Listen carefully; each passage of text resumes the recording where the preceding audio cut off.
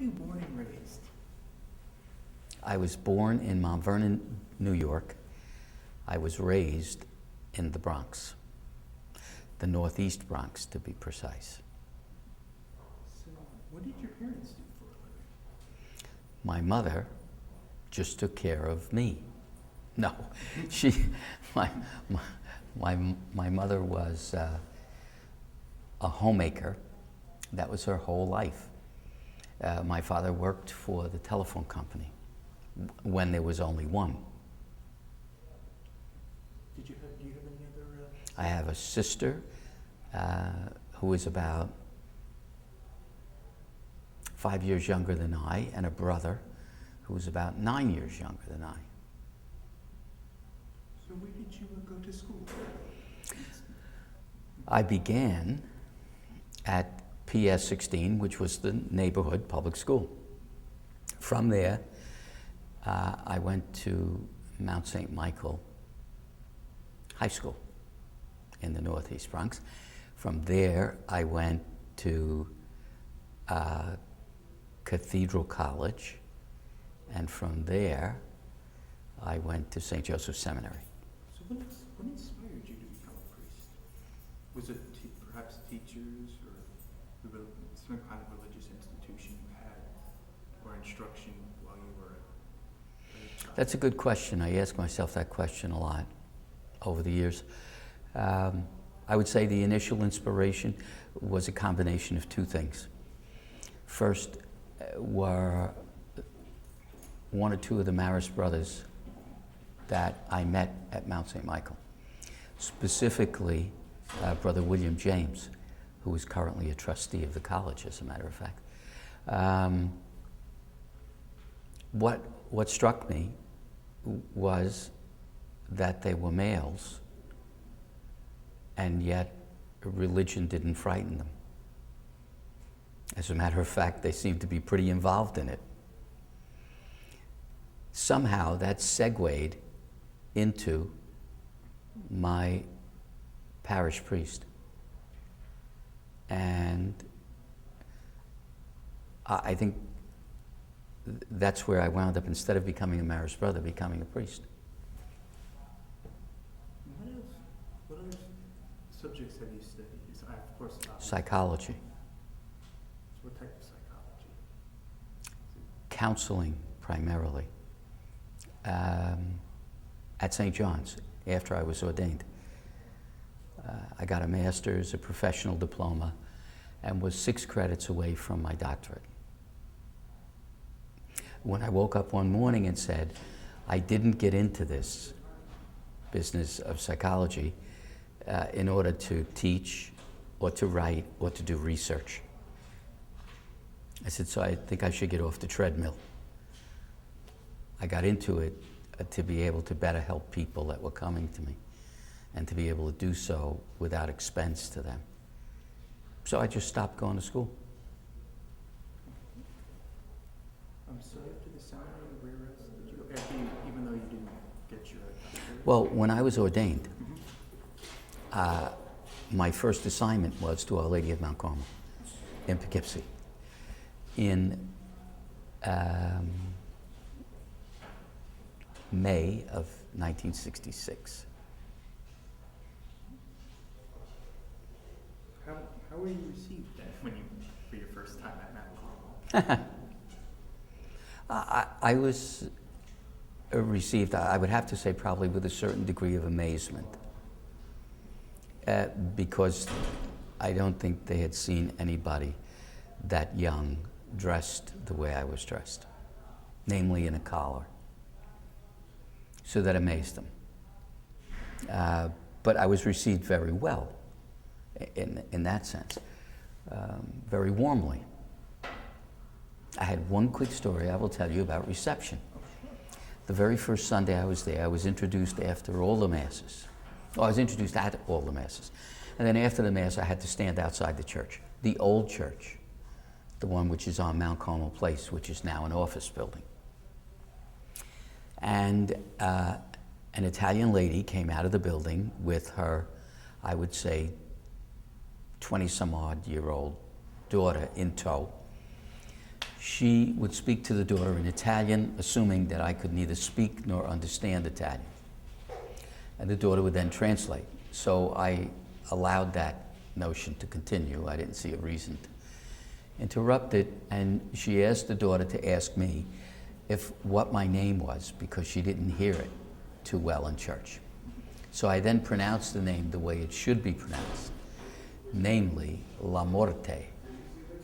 At which point the lady turned on her heels, making the sign of the cross 3 times, said to her daughter, "Tell him he should never work with sick people," since she had initially translated my name, which means the death. That was one of my earliest recollections of my arrival at Mount Carmel. But it was a great experience. I loved Mount Carmel. I was there for 7 years, until 1972, roughly. Do you actually have any memories of the bridge during that time? Sure. Mount Carmel being right, literally under the bridge. Yeah, the bridge was actually still in use at that time. Not much. Freights every now and again. Probably more at night than any other time. One of the interesting things about that bridge relative to Mount Carmel is that on Delafield Street, that bridge goes right over what was the convent. It's a building on the left side of Delafield Street if you were coming from Mount Carmel to Marist. Right after the complex of buildings on the corner there, where the restaurant is. And nuns who were assigned to Mount Carmel School would get the word from the nuns that were there that one of the most difficult things was going to be getting used to the train going over their building. And a number of the nuns with whom I'm still friends can attest to that horror, or at least getting used to it. So did they ever tell you any specific stories about the trains, or just the fact that they... No, other than that it became an adjustment issue for them. People in the neighborhood, of course, remember the train as an active means of transporting troops and material during World War II. And they would have seen it certainly much more in a period when it was very lively and active, and had an obvious purpose. Whereas by the time I got there, it was being used intermittently and for minor freight kinds of issues. It didn't have the kinds of connection that it did years before. And when it burnt, when they had the fire, I think I was here for my first tour. Because I remember, no, I take that back. I was at Holy Cross campus in Rhinecliff when they had the fire. When St. Peter's Rectory burnt, I was here. What year did St. Peter's Rectory burn? It was, let me just think now, I was at Holy Cross from 72 to 76. And in 76, I came here. So the rectory would have burnt probably around 77, maybe 78. Because Bob Lynch was the one who called me and said, St. Peter's Rectory is burning, you want to go look? We did. Couldn't get near it, but we watched it burn. But at that point, it had been abandoned. Okay, it had gone through a whole series of things. And actually, even though you weren't there to witness the bridge fire, did you remember reading anything in the newspaper? Oh, sure. One of the biggest problems, well, there were several problems with the bridge fire. First off, just getting water to it. A number of the outlets for water on the bridge had been turned off because the bridge wasn't in use. And getting water from down below was a Herculean feat because of the height, you know. The biggest issue probably that I recall being told about was the timber, what do they call those, railroad ties, burning and falling. And of course there were houses below there. The original Andy and Steve's restaurant, Andy and Steve's bar, it was a local bar, which has since become Andy's restaurant, received, as I recall, some damage from that. But also the houses in the area. I mean, local folks were running out with garden hoses, you know, just worrying about the stuff that was falling. But that was about it that I remembered from it. And then, of course, there was the big question of what was going to happen with it.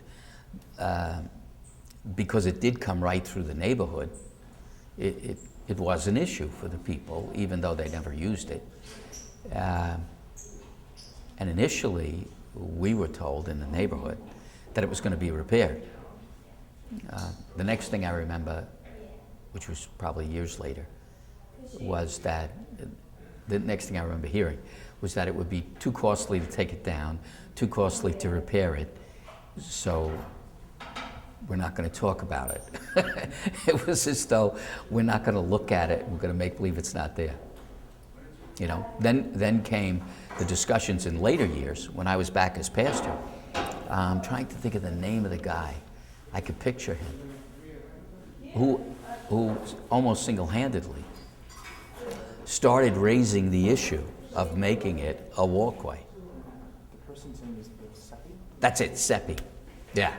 He would pursue me constantly relative to making public statements about it. Anyway, so, yeah. So you've met Bill Seppi? Oh, yeah, several occasions. Could you describe those encounters? Bill was very committed to preserving the bridge. And my sense of the why of that, because I asked myself that question, I came to realize after subsequent discussions with him that he had a genuine interest in the whole notion of preservation. And it managed to focus at that point on this particular item, you know. I know he was from the area, and certainly if it wasn't for his doggedness, I mean, I don't know the political history of it, but it seemed to me that if it wasn't for his doggedness, it wouldn't have remained the issue that it did. Because it did remain an issue, you know, until larger groups got involved in it.